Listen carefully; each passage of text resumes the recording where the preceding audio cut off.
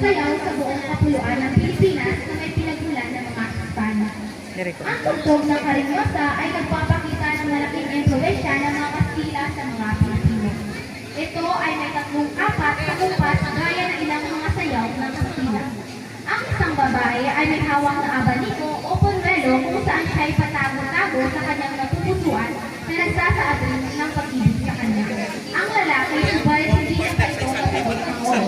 Samantalang, ngayon din ang binata na humakabol-habol at nagpapasuan na nangitita rin niya ang dalaga. Ang sayaw na ito ay napakaraming bersyon, subalit ang indak na pagtatagpuan ay pangkaraniwan na nakikita sa isang bayad ng Pilipinas. Pamuli, bigyan po natin ang palakpakan ang Walong Baitan!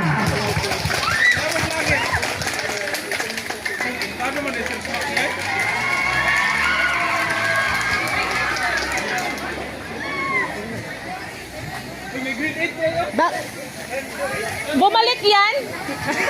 May repeater kayo? May repeater pala yung grade 8? Naman na si Bunjing. Di man pa siya. Balik aral? Ba't may bata dyan? Ba't may bata?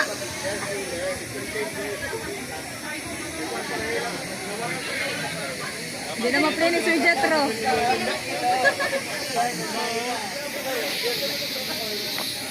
Kailan to nag-enroll? Nasa LIS ba to?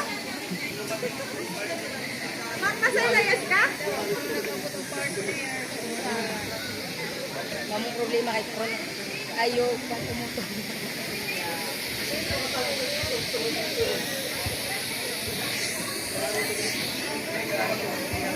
Ano si Bini? Ito pula kay Guait ang namata. Agoy, Diyos ko Si niya. Amihan. Ah, diba? Pula Guait si Amihan day. Ama, oh.